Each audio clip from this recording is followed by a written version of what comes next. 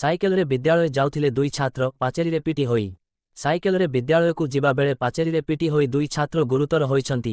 ଏଭଳି ଅଭାବନୀୟ ଘଟଣା ଦେଖିବାକୁ ମିଳିଛି ଗଜପତି ଜିଲ୍ଲା ରାମଗିରି ଗ୍ରାମରେ। ସୂଚନାନୁଯାୟୀ ଉଦୟଗିରି ବ୍ଲକ ଅନୁଘା ପଞ୍ଚାୟତ ରାଉଳପଡ଼ା ଗାଁରୁ ଦୁଇ ଛାତ୍ର ରାମଗିରି ହାଇସ୍କୁଲକୁ ସାଇକେଲ ଯୋଗେ ଆସୁଥିଲେ, ହେଲେ ନୂଆସାହି ନିକଟସ୍ଥ ଏକଲବ୍ୟ ବିଦ୍ୟାଳୟ ପାଚେରୀରେ ଧକ୍କା ଦେଇଥିଲେ ଦୁଇ ଛାତ୍ର। ସେଠାରେ ଥିବା କିଛି ସ୍ଥାନୀୟ ଲୋକେ ଦୁଇ ଛାତ୍ରଙ୍କୁ ଗୁରୁତର ଅବସ୍ଥାରେ ରାମଗିରି ମେଡିକାଲରେ ଭର୍ତ୍ତି କରି ଚିକିତ୍ସା କରାଇଥିଲେ।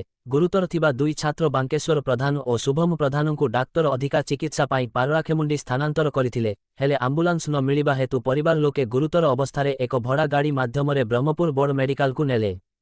ସବୁଠୁ ବଡ଼ କଥା ହେଉଛି ଏହି ଦୁଇ ଛାତ୍ର ବିଦ୍ୟାଳୟର ହଷ୍ଟେଲରେ ରହି ପାଠ ପଢୁଥିଲେ, ହେଲେ କିଛି ସିନିୟର ଛାତ୍ର ରାଗିଂ କରିବା ହେତୁ ହଷ୍ଟେଲରେ ନ ରହି ଗାଁରୁ ବିଦ୍ୟାଳୟ ପାଖାପାଖି 6 କିଲୋମିଟର ସାଇକେଲରେ ଯିବା ଆସିବା କରୁଥିଲେ।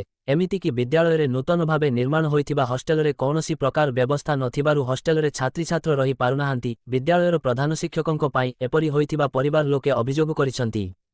ଅପରପକ୍ଷେ ବିଦ୍ୟାଳୟର ପ୍ରଧାନ ଶିକ୍ଷକ ଏହା ସବୁ ଭିତ୍ତିହୀନ ବୋଲି କହିଛନ୍ତି। ଗଜପତି ଜିଲ୍ଲାରୁ ମନୋଜ କୁମାର ପାଢ଼ୀଙ୍କ ରିପୋର୍ଟ, ଜଗନ୍ନାଥ ନ୍ୟୁଜ 24।